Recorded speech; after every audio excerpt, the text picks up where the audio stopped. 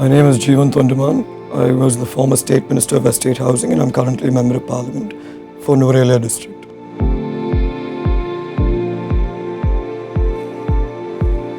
No, absolutely not. I believe it's a human right to not be discriminated and to live in a world where you're free of fear or any sort of discomfort. So I don't think anyone should be discriminated against.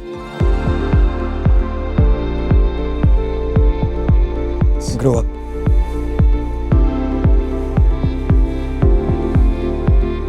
First, we have to understand that my party, Ceylon Workers Congress, it's a traditional party with quite a conservative mentality. So for us, our main issues were exploitation against the working class, and now with the evolution of the world and how things have evolved around us as well. We have to come to terms with what reality is, even though it may not be comfortable for some people. But it's our job as leaders to educate them. So we are in the process of educating even our own party members and the rural classes on what the LGBTQ community stands for and what it entitles them for. So it's a slow process, but it's we're surely taking a step forward.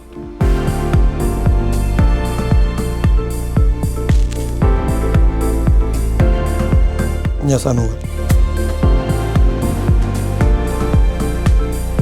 I think it's it's inhumane, and it grossly violates somebody's privacy, personal space, and even their right to live as a free citizen in this supposedly free country. But it comes down to the fact that more than these sort of practices done by the authorities, it comes down to the fact that our education system is broken. Where we have not been taught acceptance, where we have not been taught how to live in an inclusive community. And, so things have to change from there.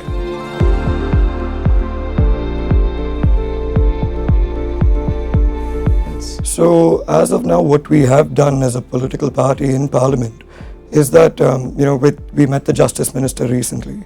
And when we met the Justice Minister, there were certain other issues we had to bring up. And along with those issues, we even brought up the issues faced by the LGBTQ community in Sri Lanka itself and the lack of recognition given to them.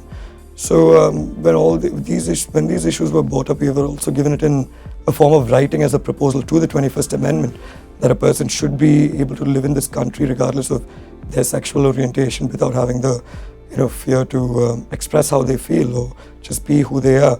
So these are the steps that we have taken right now, but it's still not enough. Because even though we did take these steps, there was still widespread criticism on why this issue was brought up during an economic crisis. But, I think it's our duty to understand the fact that even if there is one issue going on, that doesn't necessarily negate the other issues that are parallelly running across. So, there is no particular right time as to when an issue should be brought up. But, if it is an issue, it must be addressed.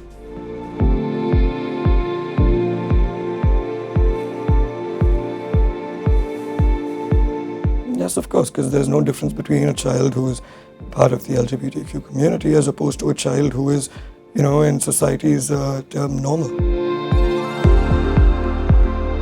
Of course I do. I think they have the same qualities as my other friends would. They have their good qualities and their bad qualities, but at the end of the day, one thing I have noticed which sets them apart is how much they recognize empathy. Because I think I'm assuming it's because it would not have been an easy childhood for them growing up, with people constantly rejecting them or treating them differently. So with that, I feel they have developed a sense of empathy which is higher than that of an individual who is heterosexual.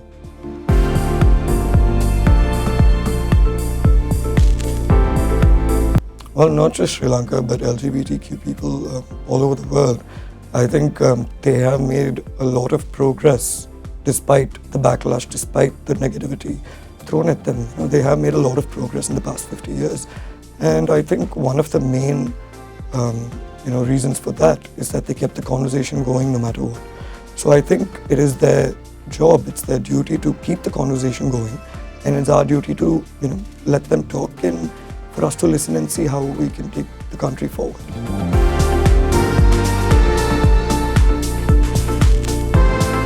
because I think, we have to learn from history. If you look at history, there have been many races, there have been many cultures, religions which have come and gone. Some have stayed longer than the others, and some have ceased to exist overnight. So, all this religion, race, culture, all these factors, they're temporary. The only thing that is of any sort of permanence is humanity, mankind. So, I think we owe each other at least that basic amount of respect, where we live and let live. So I feel that is the most important aspect of this.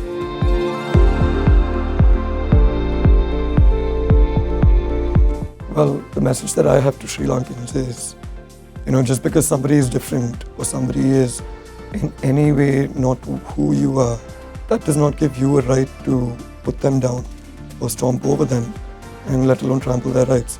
So with this being said, I really hope that the new breed of Sri Lankans that have taken over this country, are a more inclusive society, which you can see, and are allowing people to talk, and we take it seriously. That's about it.